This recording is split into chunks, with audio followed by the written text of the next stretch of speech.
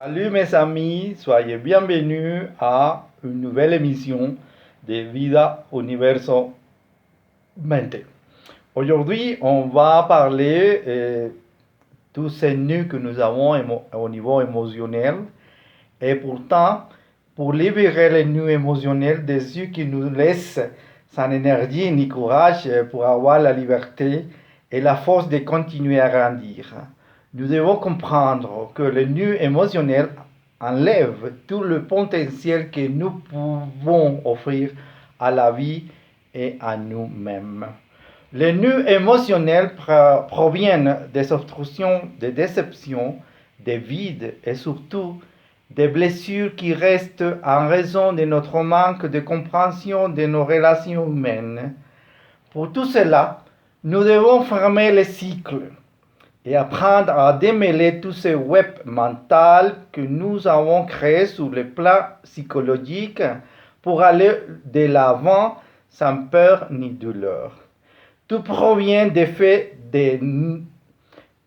non résolus du passé qui s'enchevêtrent dans notre esprit parce que nous n'avons compris ni accepté aucune situation sur le plan émotionnel et que nous avons fait ce que cette situation se bloque dans notre inconscient et nous affaiblit donc à bien des égards de notre existence.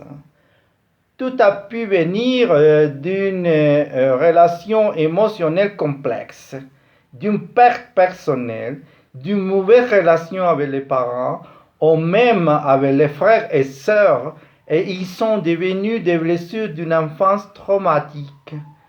Bien que nous puissions dire que ces nœuds ne seront pas libérés par eux-mêmes, nous devons commencer un travail conscient. Quand la plupart de ces nœuds sont des situations complexes qui nécessitent un effort mental et émotionnel pour les détacher et dissiper les craintes accumulées, l'anxiété que nous avons nous pousse à être dans souffrance.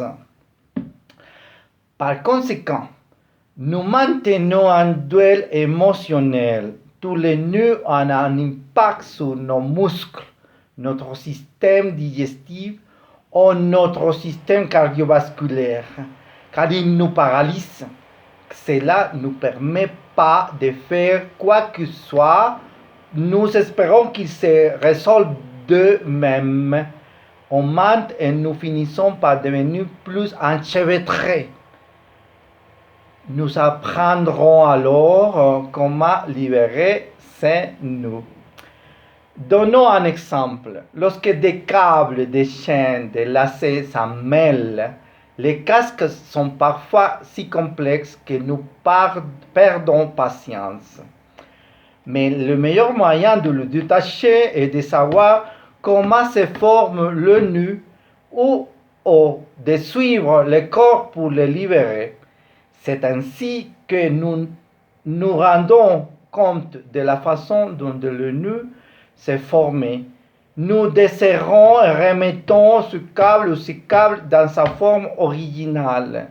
Nous avons rencontré pour libérer les rouleaux émotionnels qui viennent avec douleur et souffrance. Nous devons être clairs sur le fait qu'il existe une douleur inévitable d'origine, telle que la douleur pour une perte, une déception ou une pause. S'accrocher à la mémoire. Nous devons garder à l'esprit que nous pouvons cesser de souffrir en acceptant ce que nous fait souffrir, en acceptant le passé, l'ici et maintenant.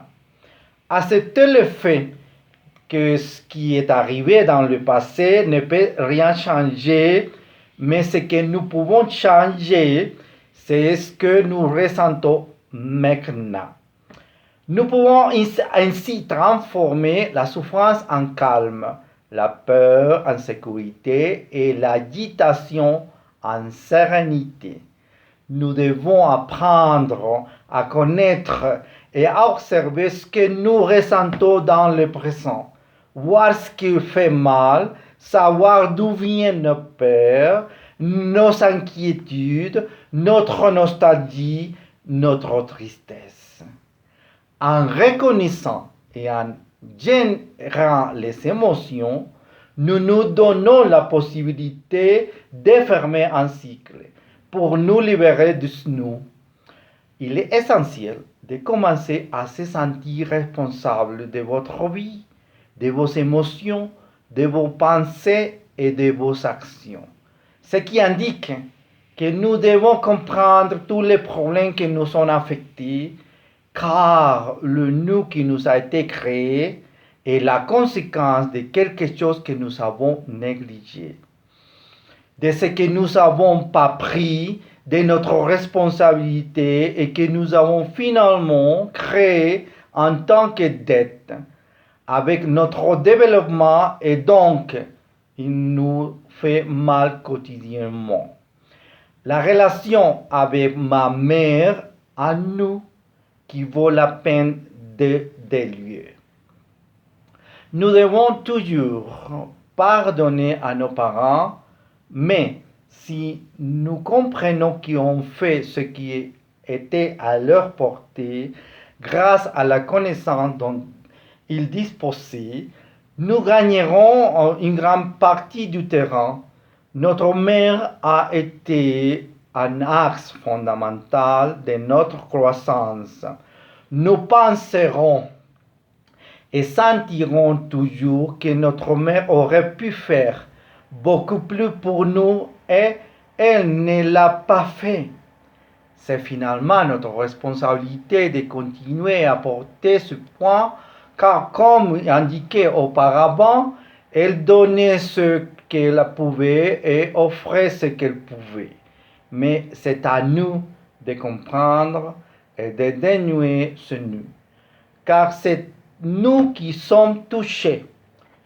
Les parents n'ont pas fait les choses ni bien ni mal, ils ont juste fait ce qu'ils avaient à leur époque, ce qu'ils avaient à leur disposition avec peu ou pas de conscience.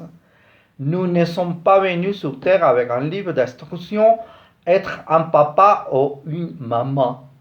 Cette fois, je parlerai de la mère en tant que figure féminine, et cela a été la base principale de notre éducation. Si nous regardons le mal, s'il a été élevé sans figure féminine, un rejet psychologique des femmes, un ressentiment ou une rage peut se développer pour ne pas savoir sa mère proche. Ce que nous devons garder à l'esprit, c'est que cela se produise inconsciemment. Il faudra toujours se sentir plus aimé ou rechercher davantage de signes d'affection, à ce que l'homme cherchera avec plus de besoin dans ses relations, comme il a une absence de la figure maternelle. Si nous voyons comme pour la femme qui, pour une raison quelconque, n'avait pas la figure du mère pendant sa croissance, différentes choses se passent. Comme l'homme, il cherchera l'affection, la tendresse et d'autres choses, mais elle développera le travail en tant qu'homme. Il ne pleurera pas, car elle aura l'idée que c'est pour les faibles. Elle rejettera probablement sa féminité, car cela le mettra en contact avec ce qui est nécessaire. La femme aura des difficultés à avoir des enfants, car elle craindra de voir ce qu'une mère n'a jamais eu. Ils vont se demander comment on résout ces questions. On va droit au but. Le pardon à la mère est primordial. Qu'elle soit vivante ou morte, on va chercher une simple méditation. On ferme les yeux, on passe à la silhouette de la mère quand on était enfant, on peut voir des photos. Nous commençons alors à lui parler. Nous lui donnons toute notre compréhension pour ses attitudes prises à l'égard de celle-ci.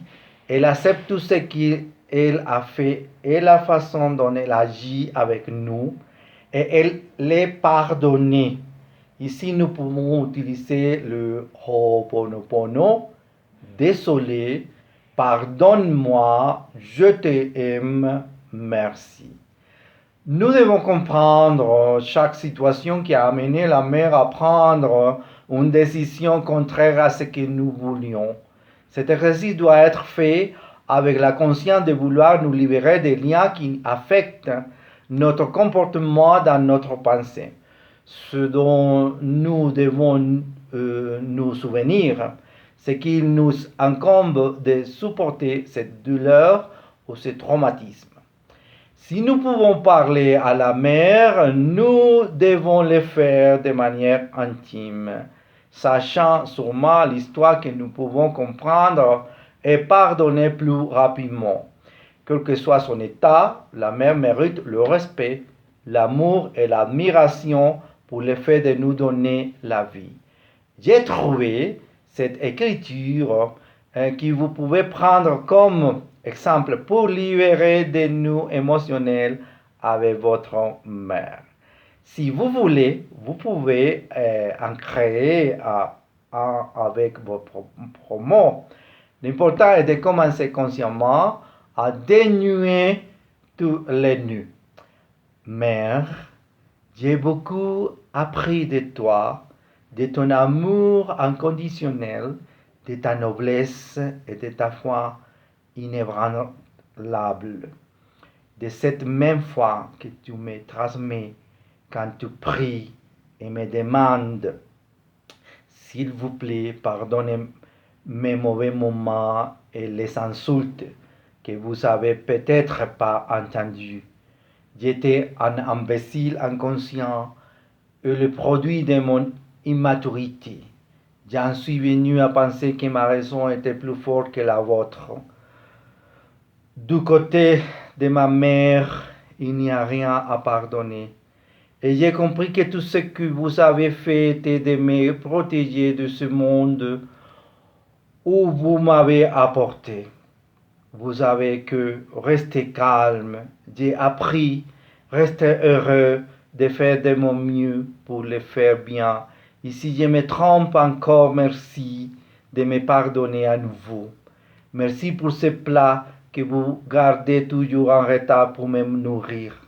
Merci aussi de nourrir mon esprit avec vos exemples de travail, de force et de persévérance. Merci de me créer et de m'éclairer. Déjà, sans rancune, ni douleur, ni plainte, je ne peux que dire Dieu béni qui me permet d'être votre fils et également béni de me laisser reposer 9 mois dans votre ventre où je vais. Je veux que vous sachiez quand j'ai peur des choses de ce monde et quand je vais guérir mes douleurs et douleurs. Donnez-moi la bénédiction, maman, une fois de plus.